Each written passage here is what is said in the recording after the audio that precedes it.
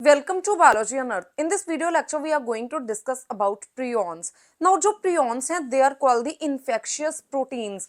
और यहाँ पे जो prions हैं, इनको designate किया जाता है as PRP, means prion protein. So इनको prion protein भी बोला जाता है.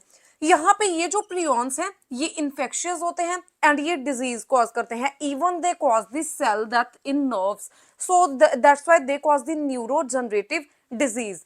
यहाँ पे जो prions हैं they are the misfolded form of normal cellular proteins. Means जो proteins normal cellular proteins normally किसी person में present होते हैं, इनमें जब किसी तरह की मिसफोल्डिंग होती है तो इससे प्रोटीन्स प्रियॉन्स की फॉर्मेशन होती है. नॉर्मली यहाँ पे जो अल्फा हेलिकल स्ट्रक्चर है प्रोटीन का या फिर जो कॉइल्ड स्ट्रक्चर है प्रोटीन का, ये कन्वर्ट होता है जब यहाँ पे बीटा प्लेटेड शीट्स में, तो इससे प्रियॉन्स की डेवलपमेंट होती है. Now the normal endogenous cellular form जो है इसे हम डेजिग्नेट करते हैं एज पीआरपीसी. पीआरपीसी मींस तो ये नॉर्मल फॉर्म है इसकी, नॉर्मल सेलुलर फॉर्म. वाइल जब ये यहाँ पे इन्फेक्शियस फॉर्म में कन्वर्ट होता है with the help of misfolding, इस इन्फेक्शियस फॉर्म को हम डिनोट करते हैं as पीआरपीएससी. SC means SC stand for the disease which is called the scrapie disease in sheets. ये एक न्यूरोजनरेटिव डिजीज है, so that's why इसको इस तरीके से रेफर किया जाता है. मीन्स जो डिजीज्ड प्रियॉन्स हैं, इन्फेक्शियस प्रोटीन्स हैं, इनको रेफर किया जाता है PRPSC. Now prions cause the disease which is called the transmissible spongiform encephalopathies. Now यहाँ पे जो प्रियॉन्स हैं जब ये इकट्ठे होना स्टार्ट होते हैं तो इससे एक एग्रीगेट्स की फॉर्मेशन होती है, और ये जो प्रोटीन एग्रीगेट्स हैं इन्हें हम बोलते हैं अमाइलॉइड्स. ये जो अमाइलॉइड्स हैं जब ये ब्रेन में इकट्ठे होना स्टार्ट हो जाते हैं तो इससे कुछ और डिजीज भी डेवलप होती हैं, जैसे कि अल्जाइमर डिजीज, पार्किंसन डिजीज. तो नॉर्मली जब भी बॉडी में प्रियॉन्स या फिर अमाइलॉइड एग्रीगेट्स बनने लगते हैं तो इससे दूसरी डिजीज जो है ये भी जो पेशेंट है इसमें डेवलप होने लगती हैं.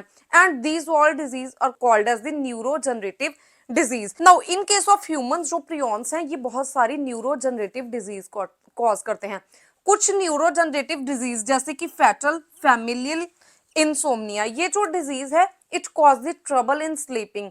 तो यहाँ पे ये जो डिजीज है फाइनली जब ये ज्यादा इसकी प्रोग्रेशन होती है तो पेशेंट में डिमेंशिया एंड स्पीकिंग प्रॉब्लम्स जो है ये भी डेवलप होती हैं.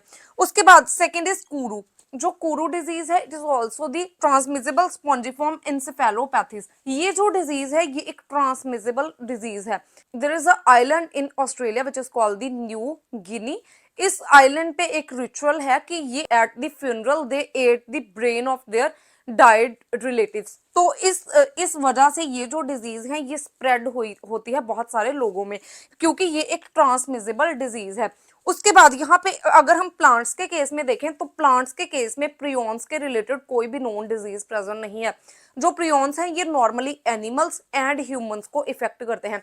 एनिमल्स जैसे कि शीप, गोट, ह्यूमंस, इन सभी में इस डिजीज को नोटिस किया जा चुका है. इवन जो कैटल्स हैं इनमें भी जो प्रियॉन रिलेटेड डिजीज हैं ये बहुत सारी प्रेजेंट होती हैं.